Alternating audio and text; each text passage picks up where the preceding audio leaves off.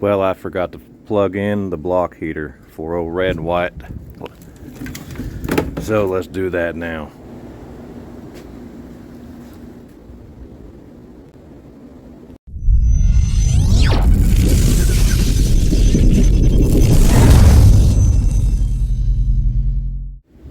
Oh my God, this wind chill is brutal. I'm not used to this negative 22 crap.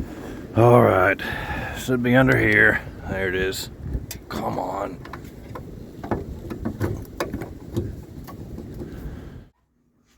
We got ice on the inside of the door. Rebecca's drawing something. You're in the video now, just so you know. You're gonna be on YouTube.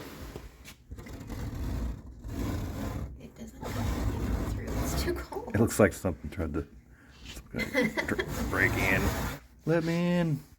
Well, we got our block heater plugged in, and from what I was reading, it says to have it plugged in anywhere from 2 hours to 4 hours. Anything past 4 hours, you're just burning up electricity. So it just kind of depends on how cold it is. It's 2 degrees here with a minus 23 degree wind chill, which is very unusual for Oklahoma, although it is becoming more and more regular. But I'm gonna have mine for probably 2 hours, and then I'm also gonna plug in this charger slash maintainer back here. If you guys don't have one of these, I highly recommend it, especially for whenever temperatures are really cold, and if you're able to park your truck at your house, it comes in handy, and it doesn't use a whole lot of energy. So we just now got ours plugged in, and it's showing 13.3 volts. That's actually higher than I thought it would be. We'll let it get up to about, oh wow, now it's showing 14. Anyway, we'll wait till these bars right here are all the way up. This thing, it's really handy that it saves the batteries. It is, oh my God, it is cold out here. This wind chill is just killing me. And of course, Duo loves this cold weather. He's eating all the squirrel food. It's fine for them to eat though, right? It's just squirrel food. No, I just know that they throw it up. I don't think there's anything in it that's technically toxic. Come on, bud. Come here. Duo. But it's 2 degrees outside. Negative 22 if you count the wind chill. Duo, let's go. Come on. So we're coming back out here. It's been about 30 minutes. Block heater's been plugged in probably 2.5 hours. We've had the charger going for, I don't know, 30 minutes. We're just gonna see where we're at. And hey, don't think that I'm going anywhere. I got a bunch of people who are gonna see this and be like, I can't believe that he went somewhere today. No, I'm just getting this thing started up because I gotta finish up on an update I'm doing for my surveillance system. So I'm not going nowhere. All right, so this is showing 14.4. That's pretty good. We're gonna see if she'll fire up. And I tell you this much: if the rates actually reflected how bad the weather is out here, I probably would go somewhere. But either the shippers or the brokers, we never know because there's no transparency in this industry anymore. We never know who's being the cheapskate. It doesn't really matter to me. I'm not concerned with that. If the rate's cheap, I'm not taking the load. It's that simple. On days like today with minus 22 wind chill and 3 degrees right now and 35-mile-an-hour winds, you got trucks jackknifed all over the place and your rates are still trash, that freight's just gonna have to sit. So anyway, you can tell this kind of stuff kind of gets me all irritated. Because you got some guys out here who just keep taking this freight for super cheap, and it just keeps the rates cheap. But if that's your prerogative, if you want to stay broke, that's on you. Want to make sure you press in the clutch. Makes it a little easier for this sucker to start. Let's see what happens. I'm not going to say anything good about that because the minute I do, something will happen. But that's it, yeah, that's it. That's all I got to say. And there's no reason to have this crap plugged in with the truck idling. We're going inside the house because it is cold as balls out here. Let this thing warm up. This truck has been idling for probably 30 or 40 minutes. And the water temperature isn't even up to 125 yet. That is cold. So the only way to get it warmed up is to drive it around a little bit. Don't worry guys, I don't have a trailer on me, so but as you can see, the roads are pretty clear. This is on a residential street, so I bet you anything we get out to the main roads, they're gonna be just fine. It's so windy out here that the wind just kind of blows away everything. And I'm sure we got crews out there who are salting the roads and everything, so don't freak out, everybody. So we idled the truck up just a little bit more to 900 RPM and got the truck to warm up to about 135 degrees. But I still want to take it out just to get it warmed up a little bit more, make sure everything's all right. I do not like letting the truck sit for extended periods of times during really cold weather. Things can happen to a truck whenever the weather gets really cold just from sitting. And then you get it started up and you start driving and all of a sudden you're having problems and you're like, what the heck, it was fine when I parked it. So we're running into the occasional little snow drift, if you even want to call that. Oh, this ain't good. Well, she just died on me. I think the diesel might be gelled up. So this is the part where I tell you guys I actually did have a load, but it was only going 9 miles within the city, so no biggie. Whatever. Well, we got her to start back. That scared the crap out of me because the load I booked, you can't cancel it. Everything's automated, it's done online. So we are definitely going to drive this around a little bit more and make sure that everything is good to go. Get it warmed up past probably 180 if we can. It's kind of hard to do while you're bobtailing. But it's kind of funny that happened like right after I was talking about stuff just going bad when the weather gets cold. Well, it gets way worse than this. Understatement.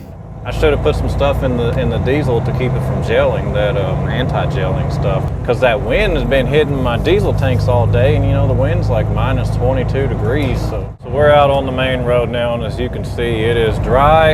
Everything looks good to me. It's kind of nice not having all this traffic out on the road. Kind of reminds me of when COVID first hit. Here we go again. She's acting up again. Ah, come on. Hopefully I can turn in where my trailer is here. Come on, come on, come on.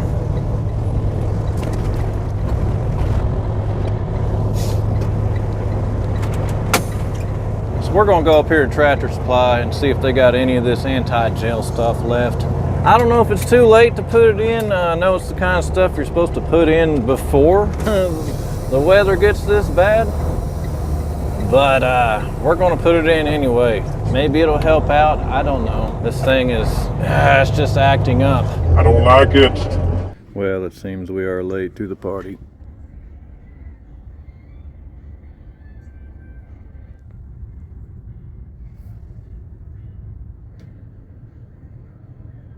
Well, off to Atwoods we go. Hopefully they have some of this crap there, but man, everybody bought it out.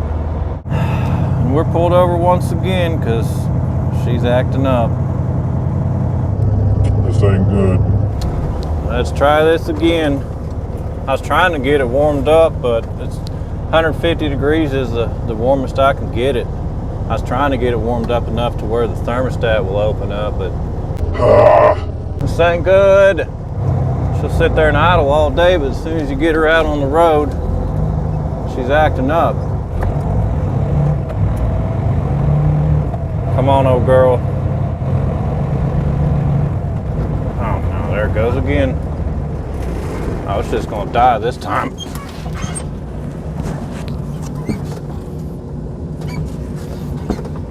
Come on. Keep rolling. Ah, stopped.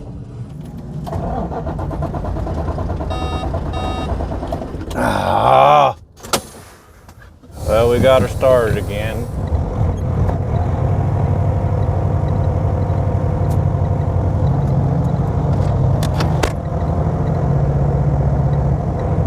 And of course, I drove it around in the damn parking lot, no issues.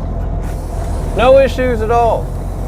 But get it out on the street, totally different story. I'm trying not to cuss this truck, because you can't even talk good about the truck and stuff happens. So you definitely can't cuss the truck. Come on, old girl.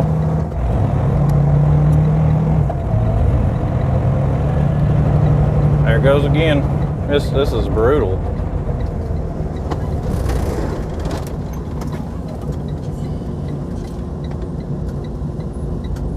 And it died. Why? Why are you doing this to me? Well, we're just going to keep her in fourth gear because go any faster than that and it just starts acting up. So people are just going to have to deal with it. We're going a whopping 10 miles an hour. But I'll be damned if I'm going to have this thing shut down on me again. Come on, old girl. You can make it. You can do it. We're going to hit fifth gear.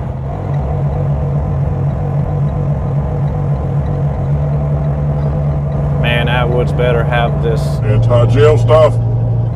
She's trying to do it again. I slowed down and it fixed it this time. It's like as soon as you start picking up speed, that's whenever it starts cutting out. Okay, we finally found some crap. Hopefully this works. I'm not getting my hopes up though, but it does say right here, cold weather and anti-gel protection. So probably too late to put this stuff in. I believe you're supposed to put it in before the weather gets cold. But, you know, better late than never, right? Yeah, that's the truck driver's motto. So we're going to see if this works. All right, so she's still running like crap. I'm going to go ahead and unscrew the fuel filter and water separator and see how they look. I don't know. It's in good. Okay, y'all, well, that turned into an absolute disaster. A bunch of people get to have their I told you so moment. Whatever. We got her running though. Me and Rebecca, we put 2 new filters on it. What we did, because the diesel was all gelled up, I bought some mason jars because I was already at Atwood's, my go-to place. You know, Atwood's is my jam. And we bought some mason jars. I pumped some diesel from the Maze Runner into the mason jars. Let them sit in the truck for a minute to de-gel. Got my fuel filter and my water separator that I keep on me for situations like this, put them in the truck, let them warm up, then dump the diesel into the water separator and the filter, put them on. And we also bought some heating blankets, put them over the diesel tanks, and I'll be damned, she fired right up and she's running. I can't say that. Anyway, we got her home, and that's that. And I had to cancel my run, whatever. I don't give a crap about Amazon anyway. I don't need them, so it is what it is. If you're wondering why my camera keeps fogging up, it's because it's cold as balls in this truck and it will just not warm up. Look at this beautiful face, boys. Yeah, I got all kinds of snot crystals and I'm dripping icicles from my eyes. That's a good one. That's a dad joke. Icicles. Anyway, I think this cold weather got to me. Rebecca should be here in a little bit and we can get back into this warm house. But I'm excited we figured that shit out and it worked out really well. Me and her make a great team. That's why I love her. She's awesome. Good woman right there. Always has been. But anyway, we're back home. Hey, here's how I see things. My wife made out like a bandit on this. She got 4 throws and 2 heating blankets. I mean, that's amazing to her. She loves blankets. Yeah, we had to spend, you know, $100 or something on that. And then we had to spend another 10 on mason jars to fill them up, to heat them up, so we could put warm diesel into the motor. That's another $10. But that beats a $500 towing bill, or, you know, God knows how much at a shop. they're going to do all kinds of crap in there. Could have been a lot worse. I'm pretty happy. You know, we do have another charging cord that is destroyed by this monster right here. And we do have this. I don't know what the hell that is. Somebody. That's nasty. I'm thinking it's that one right there. And this is a brand new couch. Whatever. I'm still happy. I gotta clean that crap up immediately. So yeah. All right. So all in all, we spent what, $100 on the blankets, or was it more? $110. I think we spent around 100 total at the store, yeah. And then we spent another 15 on mason jars, and then I spent another 35 on the anti-gel stuff that didn't work, or maybe it did.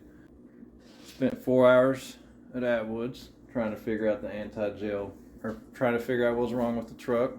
Froze my ass off, came home, had a busted phone charger, throw up on the couch, and was that it?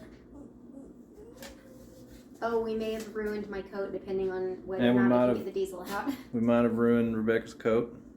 My coat was already ruined. So all in all, pretty good day. Not bad at all. We survived. And I'm not even kidding. That's what's sad about it.